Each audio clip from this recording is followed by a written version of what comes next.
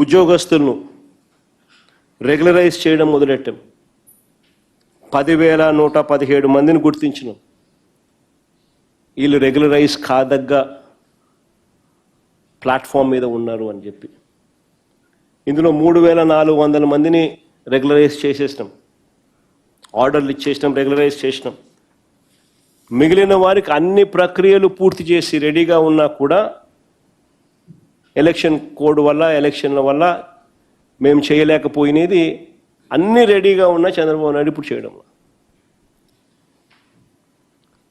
Contract ఉద్యోగులకు జీతాలు time scale ఇచ్చి, కాంట్రాక్ట్ ఉద్యోగస్తులకు జీతాలు టైం స్కేల్ ఇచ్చి జీతాలు పెంచడమే కాక వారికి ప్రతి నెల 1వ తారీఖునే జీతాలు ఇస్తూ ఏకంగా ప్రభుత్వం సర్క్యులర్ జారీ చేసింది. ఇంతవరకు ప్రభుత్వం ఎప్పుడూ కూడా సర్క్యులర్ జారీ చేసి మెడ మీద కత్తి పెట్టుకునే కార్యక్రమం ఎప్పుడు జరగల.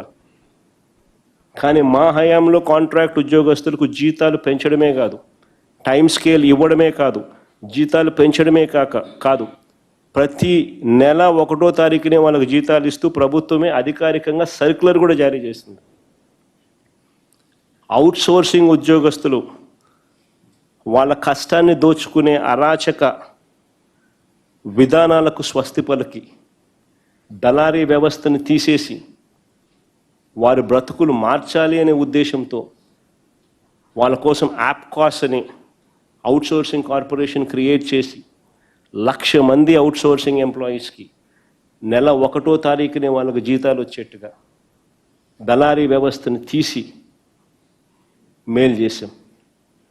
ఈరోజు మళ్ళీ యాప్కాస్ను నీరు గారుస్తున్నారు. గుడులలో కూడా చివరికి భాస్కర్ నాయుడు అనే చంద్రబాబు నాయుడు బంధువులు శానిటేషన్ కాంట్రాక్టులు కూడా వీళ్ళే తీసుకుంటున్నారు. ఇప్పుడు కనుక్కోండి భాస్కర్ నాయుడు ఎవరని. చంద్రబాబు నాయుడు బంధువు గుళ్ళల్లో శానిటేషన్ వర్కులు కూడా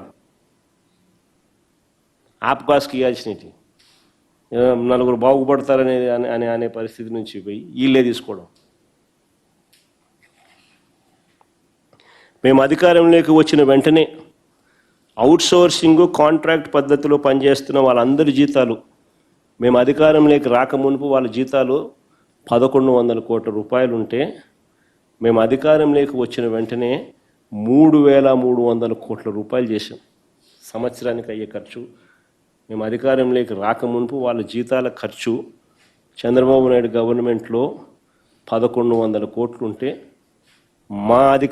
మా గవర్నమెంట్ అధికారంలోకి వచ్చిన వెంటనే ఇది కూడా మళ్ళీ ఢిల్లీ కూడా లేదు, వెంటనే 3,300 కోట్లకు పెంచాం. కానీ ఇప్పుడు చంద్రబాబు నాయుడు సచివాలయాల్లో ఉన్న ఉద్యోగుల వల్ల, ఆర్టీసీ ఎంప్లాయీస్ విలీనం వల్ల, ఆప్కాస్ వల్ల జీతాలు ఇవ్వడం కష్టంగా ఉందని చెప్పి కొత్త స్టోరీలు చెప్తా ఉన్నాడు. అంటే దాని అర్థం ఏంది? 50,000 మంది ఆర్టీసీ ఉద్యోగుల మీద కన్నుబడింది, 1,00,000 మందికి పైగా ఉన్న ఆప్కాస్ ఉద్యోగస్తుల మీద కన్నుబడింది, దాదాపుగా 1,35,000 మంది పైచులుకున్న సచివాలయం ఉద్యోగస్తుల మీద కన్నుబడింది. ఒకసారి వీళ్ళని క్లీన్ చేసేసినాడు అని అంటే తర్వాత మిగిలిన వాళ్ళని కూడా స్లోగా క్లీన్ చేయొచ్చు అన్నది ఈయన దృక్పథం.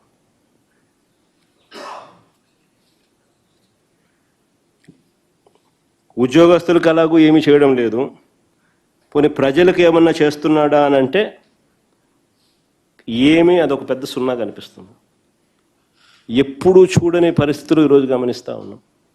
విద్య, వైద్యం, వ్యవసాయం, గవర్నెన్స్, లా అండ్ ఆర్డర్ మొత్తం అన్నీ కూడా తిరోగమనమే కనిపిస్తాయి. There is nothing that Chandrababu Naidu can say దీనివల్ల నేను మేలు చేయగలిగాను అని చెప్పి. స్కూళ్ళల్లో నాడు నేడు పనులు ఆగిపోయాయి, గోరుముద్ద క్వాలిటీ పోయింది, టోఫుల్ క్లాసులు 3వ తరగతి నుంచి చెప్పే టోఫుల్ క్లాసులు ఎత్తేసినాడు, ఇంగ్లీష్ మీడియం చదువులు గాలికి ఎగిరిపోయాయి, 8వ తరగతి పిల్లలకి ఇచ్చే ట్యాబులు ఆగిపోయినాయి. నేను చెప్పాల్సిన పనుల అమ్మఒడి అనేది అరకొరగా మిగిలిపోయింది. విద్యా దీవెన, వసతి దీవెన పూర్తిగా ఆగిపోయింది. 7 quarters reimbursement bills pending, fees reimbursement bills pending. 7 quarters, ఒక్కొక్క క్వార్టర్కు దాదాపుగా 700 కోట్లు.